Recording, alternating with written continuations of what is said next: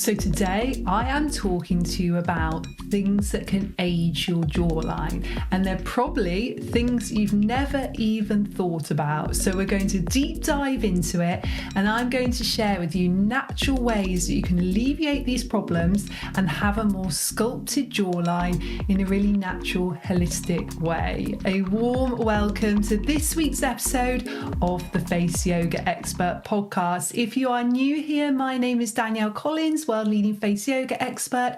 I am super passionate about the natural, holistic ways to look and feel the best version of ourselves. I have been sharing this with millions of people around the world for 2 decades now, and I really want to share some of these tips and techniques with you here today. If you're a regular to the podcast, whether you listen to it on any podcast platform or you've started watching it now, we're on YouTube as well, a warm welcome to you too. So let's talk about our jaw area. Now, when we think about our jaw area, there's lots of things we think about. We may think about the bone structure of that area. We may think about the muscles. We may instantly just go to thinking about tension or stress that we hold in that area. We may even notice that the skin is changing in that area. So first of all, just tune into what you think about when I say the jaw area or your jawline. Now, one thing that many of us can definitely say, particularly if we are 40 and above, and I am 43, is that our jaw area does change as we age. So let's start off at a very basic level, and actually something which underpins so much of what I teach with face yoga, and say that nothing is wrong with the aging process. I actually think we should celebrate aging. Aging and getting older every day, having another day of life on this earth, is a privilege that many people sadly don't get. And I think that it's so easy to start thinking that we need to fight against aging. We need to fear aging. We need to desperately do things to stop the aging process. But if we do this, we're actually fighting against ourselves, and we're sending a really negative energy to our face and to our mind and body too. If we flip that and we start to look at it completely differently, if we start to have gratitude for the aging process, gratitude for our face, and we start to say that every day that we get older is a miracle and it is a blessing, but also know that yes, our faces in particular are going to change over the years, but there are things we can do which are natural and are gentle and are safe and are holistic to help us look and feel really great for the age that we are.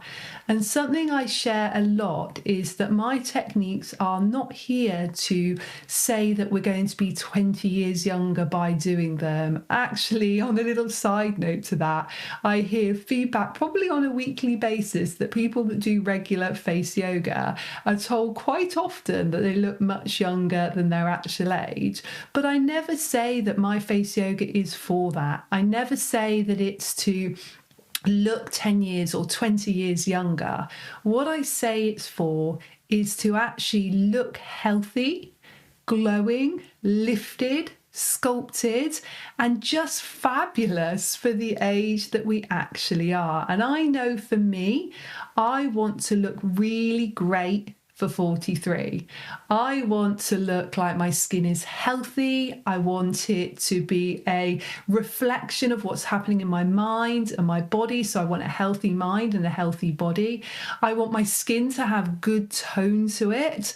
I want my muscles to be lifted and sculpted, but I'm not trying to look 23. I'm happy to look 43, but I want to look great for 43.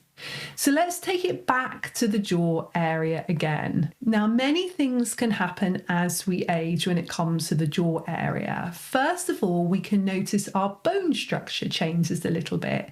Now, our bones tend to weaken in our whole body, including in our face, as we get older. Now, getting older means that yes, the bones might naturally get a bit weaker. However, there are things we can do about that. So this comes back to looking after our health in general, making sure we've got enough essential vitamins and minerals to help our bones stay strong and healthy and as much intact as they can. So this is things like making sure we have enough vitamin D, making sure we have enough calcium in our diet or through supplementation, also making sure that we're doing strengthening exercises. Now, when it comes to our body, the best thing we can do is gentle strength training to keep our bones nice and strong, to keep that skeletal structure as intact as possible as we age. And the same thing goes for our face. If we are doing regular exercises for the face, we are using a little bit of resistance with this and therefore keeping those muscles strong and intact. So yes, there might be a slight change in the bone structure of your jawline, but if you're doing regular exercise and you're looking after yourself and eating a good diet, then actually you can keep that bone structure fairly strong. The next thing that can happen to our jaw as we age is the muscles can start to get a little bit weaker. And again, this can happen with our whole body, but we may notice it in our face area. Now, if you are regular to doing face yoga, you may notice that this doesn't happen to you, or it doesn't happen as quickly because you are doing daily toning and strengthening exercises for the muscles. And by doing this, it's going to allow your jawline to look more lifted and more sculpted, and again, what I call stay intact. And this is not about desperately trying to look younger or not trying to age. This is about trying to keep our muscles nice and strong and toned for many reasons. Another reason that our jaw area can maybe look saggy or it can look less toned is a natural reduction in the collagen and elastin in our skin. So as we age, and actually from about the age of 20, we lose the collagen in our skin by about 1% per year. Sometimes it can be a little bit more rapid than that, particularly as we go through menopause and postmenopause. And if we don't have as much collagen in our skin, we don't have that bounce back or that elasticity in our skin like we used to. So we might notice that lines and wrinkles in the skin etch into the skin quicker than usual. Now, by doing facial massage, and as we know, there's 5 main aspects to face yoga: the face exercise, the face massage, the acupressure, the relaxation, the well-being. By doing the massage part in particular, you are helping to promote the collagen production. There's also other things you can do to improve the collagen in your skin. So even though you've got that natural decline, you can slow that process down and even build more new collagen. I like taking a collagen supplement. I take the one by Rejuvenated. It's called Collagen Shots, and it's a marine collagen supplement. And I mix it in with water every evening. I put my magnesium in there as well, and I just drink that before bed. And I find that that really helps my collagen repair at night. And I wake up in the morning with my skin just looking a little bit plumper and firmer. And if I've gone perhaps maybe a few weeks or a month or two without taking that, I really do notice a difference in my skin, and definitely that bounce back is a little bit different. So that company Rejuvenated is wonderful. It's a family-owned company, and they do the marine collagen, which is fish-based, but they also do a vegan and a vegetarian one as well. And you can use the code DC, so capital D, capital C, and you get 10% off that. So that's just a little side note for you. So you can do your massage is going to help. Your collagen supplements really going to help. Using SPF is really going to help as well. Collagen is very much broken down by sun damage. So I know that sun cream or sunscreen or SPF, whatever you want to call it, can be a little bit controversial. So I do know that some people prefer not to do it because it can be a little bit toxic. However, what I like is to use it every day on my face and neck to actually prevent that collagen deterioration, and as we know, sun damage is a major reason why our skin ages, and because of that breakdown of collagen. And it's actually estimated that 80 to 90% of skin aging is down to sun damage. Now, it doesn't mean that you can't get your vitamin D. We talked about why vitamin D is so important for the bones, and you can expose some parts of your body for certain amounts of time to the sun to get your vitamin D. And here in the UK, we can only really get vitamin D from the sun between the months of April and October. So when we do get those sunny days, which doesn't happen as often as we like in the UK, I try and expose my arms and legs for about 20 to 30 minutes to get my vitamin D, and then I'll put an SPF on, or I'll just stay out the sun, put some loose trousers on or a light top, which is even better, so you're not having to pile on lots of toxic sun cream. So actually there are lots of reasons I know people don't like using SPF, but for me, I do like using it on the face and neck. It's also really important for the body if you are going to be exposed to the sun for long periods of time, because obviously that is preventing things like skin cancer as well. But I do understand if you don't want to slather it all over your body and your face every day. So it's really up to you what you do with that. But I would definitely say it's an important part of reducing that collagen breakdown in the skin, in that middle layer of skin, in the dermis. And one more thing I would definitely say in terms of preventing that collagen breakdown in your skin, particularly we're talking about the jaw area today, is to use a product that gets into the dermis, so that middle layer of skin. So you've got the epidermis at the top and then the dermis underneath that. And I always use the Fusion by Danielle Collins Pro Lift Moisturizing Serum. I find that it's really good because the molecules are small enough to get into that middle layer of skin. So it really helps to regenerate new skin cells. And because of the high concentration of vitamin A, vitamin C, and vitamin E, all from natural sources, it's really helping to rebuild that collagen in that middle layer of skin. So they are a few ways that you can help your whole face look better, but definitely we're talking specifically about the jaw. So helping that area look better, feel healthier, and look more glowing to prevent any sagginess in the jaw. So we have talked about bones, muscles, and collagen. 3 of the reasons our jaw area can look a little bit saggier, a little bit more lined, a little bit older. And the 4th thing I want to mention, which is so important, and that's what I want to delve into a little bit deeper here for you today, is stress and tension. Now, the jaw area holds so much stress and tension. So let's talk about aesthetics first of all. Then I want to talk a little bit more about energetics when it comes to our jaw area.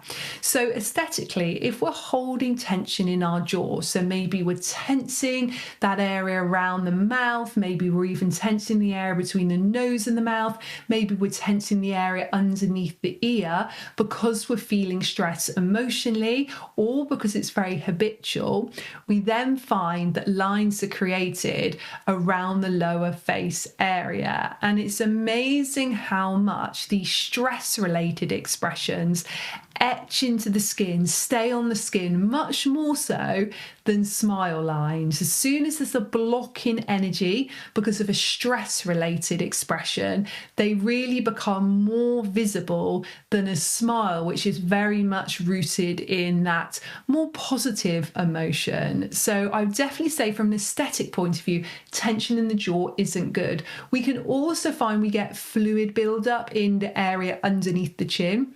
So it can appear as a double chin. We can also get a little bit of fat accumulation in that area as well. Plus, as we age, we might find that the fat pads in the cheeks drop down, create jowls around the jaw area. So the fat's not only building up, but it's moving from the cheeks to the jaw area. So aesthetically, if there's a lot of tension there, we are going to hold on to that a lot more. So actually doing the facial massage and the acupressure is really going to help with that fluid or fat buildup underneath the chin, but also is really going to help with that fat falling from the cheeks, because ideally we want to do strengthening and toning exercise for the cheek area to keep the muscles strong. And although we can't build more fat, we can't burn fat, whichever way you want to do it, we can keep building muscle and strengthening and toning muscle. So even if you're losing fat from the cheek area and it's moving down to the jaw, creating jowls, your ideal situation would be to do some strengthening and toning exercises for the muscles in the cheek area, but then just to work on massage and acupressure around the jaw area, just to get that stagnant energy moving and help to prevent that fluid and fat buildup. So I want to go a little bit deeper into that stress and tension, and firstly talk a little bit from a traditional Chinese medicine point of view. Now, there are 3 key emotions that can build up in the mind and therefore manifest themselves in the jaw area, and they are anger, frustration, and fear. So times when we're feeling those 3 emotions in our mind or in our body are times when we can tend to feel a lot of tension through our jaw. We might suffer from TMJ disorder, where you're feeling a lot of tension in the joint that joins the jaw and the top part of the skull. You might find that you just get a lot of tightness around the middle and the lower jaw area because of those 3 emotions. And in traditional Chinese medicine, the meridian lines that flow along the jaw are related to our stomach and our liver. And those emotions I talked about are also very much related to those organs as well. We can store a lot of our frustration and our anger and our fear in our liver and our stomach area. So when we're holding tension in the jaw, it can block those meridians, it can block those energy lines, and therefore create more anger and fear and frustration. So it's all related, whether it starts in the mind, whether it starts in the body and in the organs, or whether it actually starts in the jaw. All 3 are connected to each other. So what do we want to do about this? Well, we want to allow ourselves to firstly feel these emotions and then allow them to move through us, and then work on releasing them. And we can release them either through using our mind or through using face yoga, or ideally both. So let's talk about that. Let's talk about the emotion of frustration. Let's say we're feeling a lot of frustration in our mind. Maybe there's something which is really irritating us, or we feel as though we're not achieving something, or there's someone in our life which causes us to feel a lot of emotion. This usually starts with a feeling in our mind. It can then manifest itself in our body. It can sometimes show up as things like digestive issues. It can show up as liver issues. It might even show up as things like achiness through the body, joint pain. It might show up as fatigue, it might show up as sore throat, or it might even come as swollen glands. Lots of things it can do. And if it's still not dealt with at that stage, it can then often manifest itself in the jaw. So we've then got things like teeth grinding at night, TMJ disorder, a lot of pain in the jaw, or maybe even just holding the jaw, so we're getting those lines around the mouth area or around the lower cheeks, or maybe fat or fluid build up around the jaw. So that whole process there is just making that feeling of frustration so much worse, and it can almost keep going round to those 3 places. And then we can feel it more in our mind, it can go more into our body, back into our jaw again. So what you want to do about this is, when you feel that sense of frustration in your mind, and we're just using this emotion as an example, you could talk about those other 2 emotions, the anger or the fear, but really you could relate this to any emotion. It would of course manifest at different parts in the body, different symptoms in different parts of the face, but this is really applicable to all of these things. So when it is in the mind, we're feeling that frustration, we're thinking thoughts of frustration. So the first thing to do and the best thing to do is to deal with it there. So how do we do that? So we start off just allowing ourselves to think about it for a moment. So it's fine just to think about it. Why am I feeling frustrated? Use your mind for a moment. Why am I feeling frustrated? You might answer the question straight away and it might dissipate straight away. Maybe that awareness is enough for you to shift it or move it. You may be able to replace it straight away with an affirmation. So you might be able to say to yourself, I let go of this frustration. Or you might be able to say it in the complete opposite. I am letting go, or I'm feeling calm, or I am feeling present, I'm feeling grounded, whatever the opposite to frustration is for you. And again, that might dissipate it, that might relieve it, and straight away, it's not going to bring itself into the body or manifest itself in the jaw. So that might be enough. However, if you try those things, or you don't really feel like it's right intuitively to try those things, it probably will start to move into the body. Now, this is not always a bad thing. And actually in somatic healing, we talk a lot about feeling things in the body in order to let them move through us and then allow us to let them go. So if you are feeling that frustration in your body, the best thing to do then is just to take a few deep breaths, ground your feet onto the floor and ask yourself this question: where in my body am I feeling this frustration? And then tune into it. Notice where you are feeling it. And when you know where you're feeling it, and let's say you might be feeling it in your stomach, you can then just tune into your stomach area, maybe visualize a golden or a white healing light in that area, and allow it just to heal it and dissipate it. If that works, that's great, it's shifting it. Or you may need to explore it deeper. You may want to actually feel it a little bit more. So you may want to actually visualize your stomach area whilst you're breathing and ask yourself, what color is this? And give it a color.